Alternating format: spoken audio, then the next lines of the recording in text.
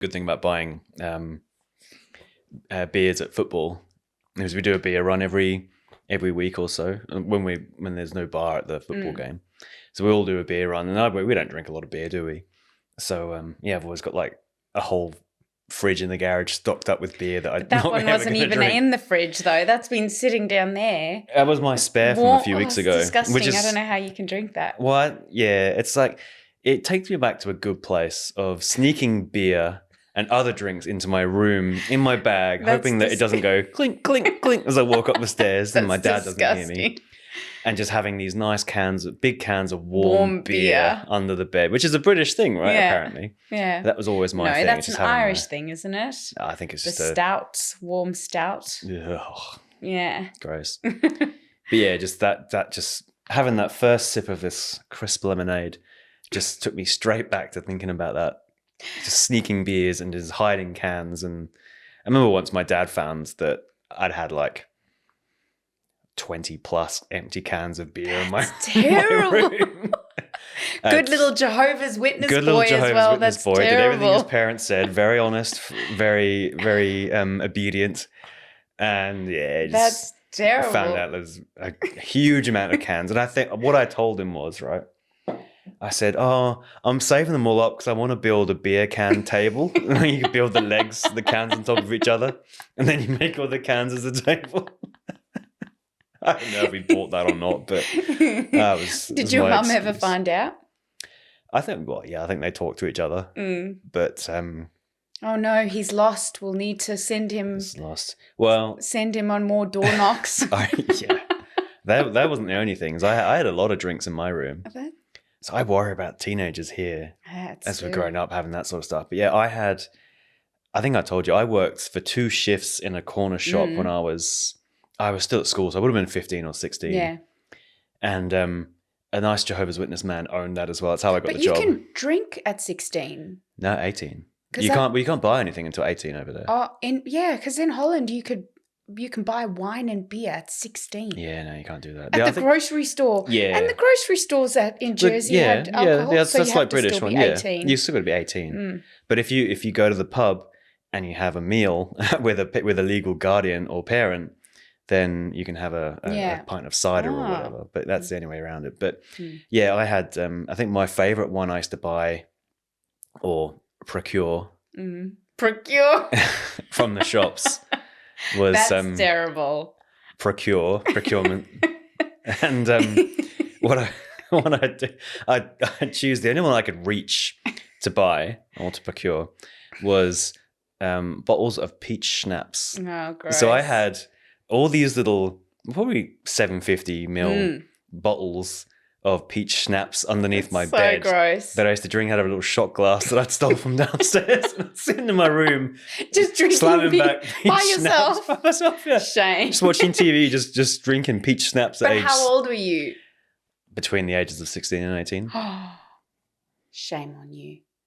Well, I never did anything like that. I was very good. You got some stories. Well, when you said peach schnapps, the first thing that I thought of that I could relate is black sambuca. Oh, jeez. It had like a licorice taste to it. And that's... Did they used to let the sambucas on fire? Was that sambucas? Or was that something else? No, possibly. I know absinthe, you can set that on fire. We used to do that, 18. I tried absinthe once. Yeah. I think it was actually, I don't know if it was even like, is it legal in Australia? Can you get it? I can't say I've looked for it. Because it's like 80%. No, I haven't either. I didn't want to try it again after I tried it the first time. I know. I'm pretty sure it's illegal. I mean, South Africa, you can get it. You can do anything in South Africa. And what you do, though, is we were 18, so we were allowed to. But of course. For the purposes of the tape. For the purposes of the tape. No, but I turn 18 on the 4th of January. Yeah, so in grade true. 12, I'm the first one that's 18. True. Yeah, true. So I was 18. Everyone's best friend as soon as you turn 18. Yeah, exactly. Go get drinks. I don't remember ever really doing that either, though. Going to get drinks for everyone? No, like I guess in South Africa, how would I do that? You can't just go by I don't really remember. Well, you'd have to go in the motorcade, wouldn't you, for safety? Yeah, it's really dangerous. It's not like I'm just going to go to some bottle shop and buy alcohol at nighttime. I was never allowed to go anywhere or do anything. Well, that's It's the too beauty dangerous. that's the beauty of living in Jersey, right? Is that I had, like you said, you can go get alcohol at the supermarket or the corner store. It didn't have to go into an off license or a particular bottle shop like you have to do in Australia. So I'd just go up to the local corner shop, not the one right next to my house. It was like I'd lived on a road, and probably about 5 houses away there was a shop. You don't piss in your own backyard, do you? So you go a little bit further more because he knew my parents. Yeah. So Small little island. Yeah, that's right. So you take the extra couple of streets and you go make a journey out of it. But they were open till 9 o'clock at night. So just not even sneaking out. Just like, I'm just gonna go get a pack of chips or whatever. Yeah. Packet of crisps. And then come back with a bottle of peach schnapps under your arm, trying to sneak it up to your bedroom. It's so scary though. It's like we know what we did as teenagers and young adults and the silly mistakes that you make. That's the thing, right? Is that I was saying to our the daughter is that, you know what, whatever you've done, guarantee we've done it as well. And we've lied about it and we've hidden it. But I remember my mum always saying that as well. And she would always say, I was also a teenager once, but when you're that young, you can't think about your parents actually having a life other than being your parents. Go to bed, brush your teeth. Yeah, exactly. Your parent has just been your parent. They have no other, they've never lived a life before. So that's the thing. That's a good point as well, because I remember listening to stories, because my whole family, Jehovah's Witnesses, is very religious, and it's almost like their religious life. I don't know anything about it. I know little bits and pieces, but I don't know my parents in that aspect. No. I know them as brother and sister and whatever in that the concept. holy heifers of the church. The holy heifers. That's what we used to be called at the Kingdom Hall. The holy heifers. Yeah, exactly. Sitting at the front. The holy heifers and their sons drinking peach schnapps in his bedroom. Yeah, well, they're the half holy heifers. I don't know. Half holy heifers. But yeah, we were the holy heifers. I always remember that, finding that out, which is pretty cool. The holy heifers. And I've lost my train of thought now. What was I saying?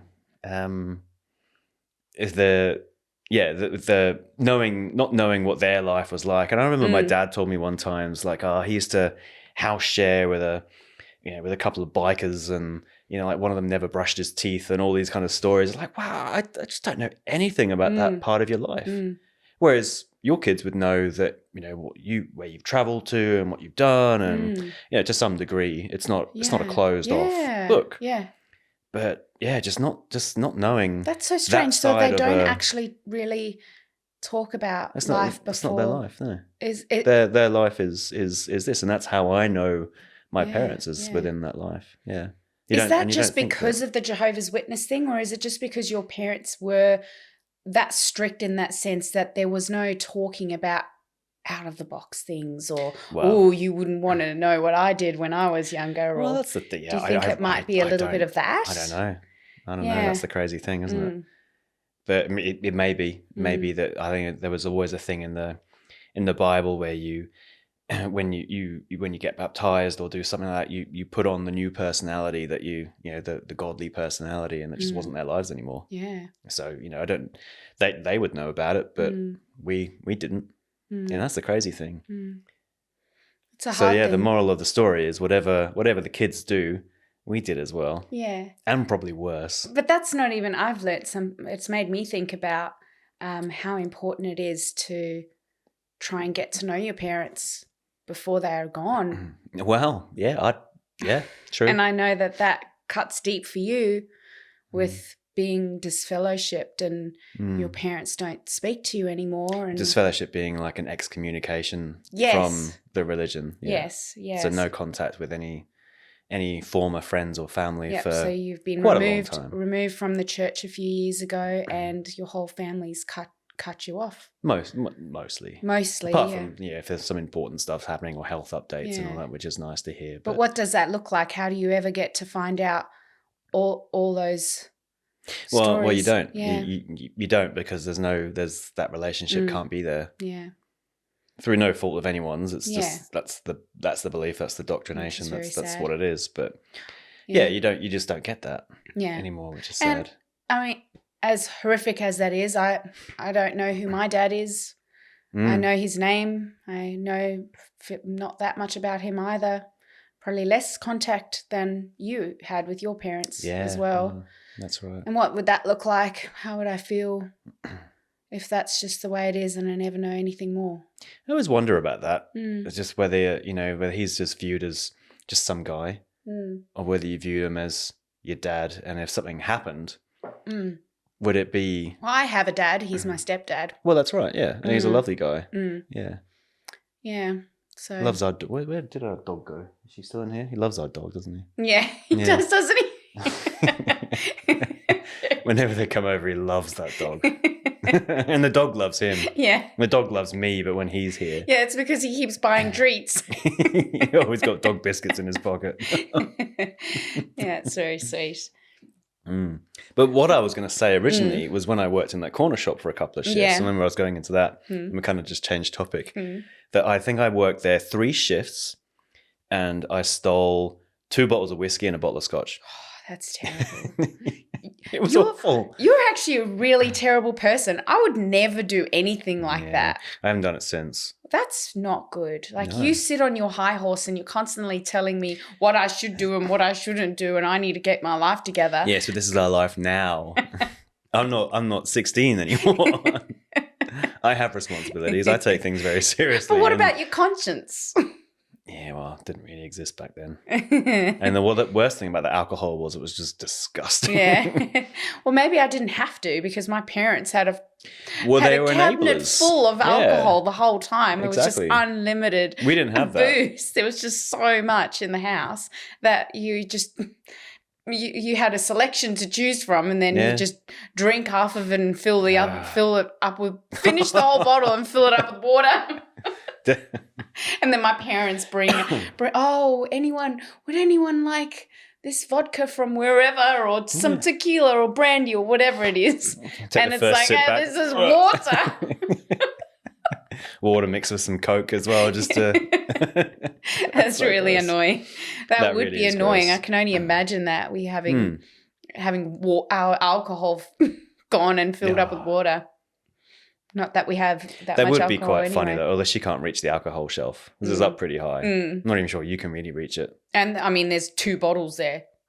Yeah, empty though. Yeah, and they're empty. We don't have, my parents' alcohol cabinet. There's like 50 bottles of like all this random stuff. That's one thing we don't do, isn't it? That we let's tell a lie. Remember we joined the wine club for a couple of months? Yeah. And that was quite cool. I like wine. But yeah, I know you do. Yeah. And apple juice. A lot. No. But yeah, we had a wine club for a while, but I think my parents told me when I was early 20s or so that they don't have alcohol in the house because of me, because I ruined it for everybody. Because you just drink it all. Well, that's it. And compared to me and my sister, it might have been different if the house was an enabler like your house was. It was there. It was for everybody. It wasn't for everybody.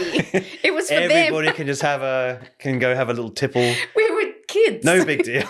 We were kids. Flask of whiskey before bed. Oh yeah, we'll sort you out. No. Night terrors. Just a small glass of rum. It was for everybody. It's for everybody to get into. But yeah, we didn't have any of that sort of stuff. So between the difference between my sister and I, where she was very straight edge, very do the right thing, not do stuff like that, and me, who would be caught drinking at 9 o'clock in the morning straight out of a bottle of something. Yeah. I was awful Shocking. for it. Yeah, and I couldn't handle my alcohol. I still can't really. I have 2 beers and that's me done. But yeah, not even with friends, just by yourself. Well, not by myself. No. Well, even if I. So are the naughty Jehovah's Witness kids? Oh no! Back then, no, it was just me. Yeah. Well, I used to get in trouble, right? Even from even when I was 18, because with being a Jehovah's Witness and you're not really allowed to have that association outside of the religion. It's kind of frowned upon. You go to school, you go to work, that's fine. But you got to draw those relationships there. Yeah. So all the friend group that you had are Jehovah's Witnesses.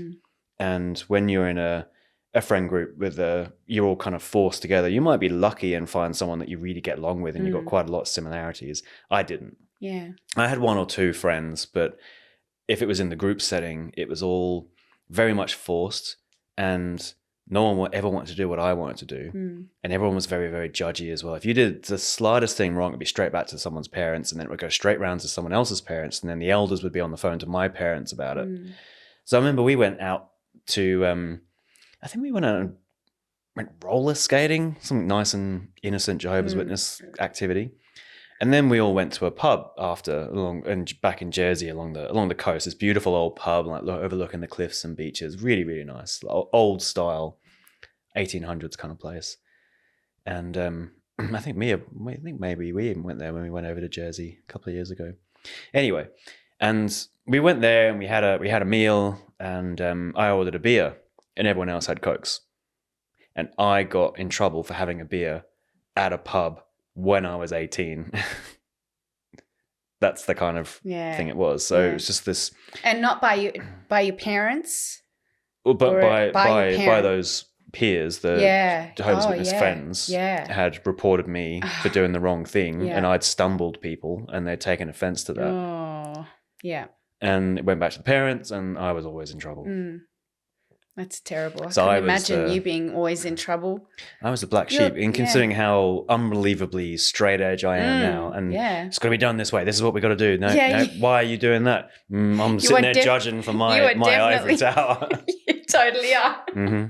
I climbed up there because I wasn't always there. But you climbed up there.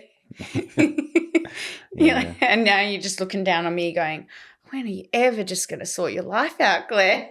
Oh, that's right. Yeah, exactly. Oh, thanks. You're a mess and you know it. Hot mess. Yeah.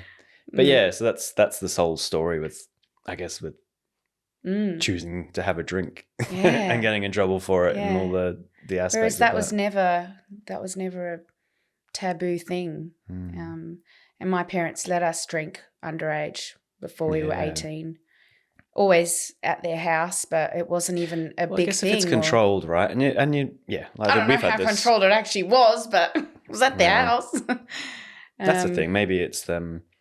I mean, we've talked about it. And it was a normal thing though too. Like all my friends as well. It was just, it wasn't That's even a big kind of nice deal. when your parents run the local drop-in centre, don't they, for the youth club or whatever. Yeah. That kind of place. And that's a nice, secure environment. And they've got access, they've got control of the alcohol and who's having what. Yeah, you can't control who brings something in, but generally got a bit of control and which is quite interesting. Manage it. It's really funny though too, because we talk about Jehovah. My family as well, my mum's ministers. Family of ministers. You got a big pedigree of Christianity and ministering in your family. Yeah. So my mum was definitely the black sheep as well, being the naughty daughter. Shame on her. Yeah. Judging. She doesn't judge at all. No. But it's as if it's just a natural thing to try and rebel. The certain people, they always say the minister's kids are always the naughtiest. Oh, that's it. Yeah, exactly. Like in our case, it was like, oh yeah, he's the son of an elder, like in the congregation, the privileged people in the congregation, or the controllers, I guess. And it was always those ones that you had to watch. You know, it's like, oh, he's an elder's son. Oh, it's going to get back to him, and it's going to be trouble. And I wonder if that's how we perceive it, though, because you're raised, you're put in on such a pedestal of this is how you have to behave because you're in that environment of a high expectation on your moral values that you're probably raised up to think that you're no good because you aren't perfect in all these ways, because you constantly have this thing in your head going, I'm doing the wrong thing. I know I'm doing the wrong thing, and what's wrong with me? Why can't I just I think there's definitely added pressure from being in imagine being like a reverend's son or a son of a prime minister or something like that. You've got people looking at you. You're the example. Yeah. And there's a lot of pressure. I never really had that because we weren't to that level in the congregation. But imagine there's a lot of pressure on that. Yeah. Yeah, it's interesting, isn't it? So cheers.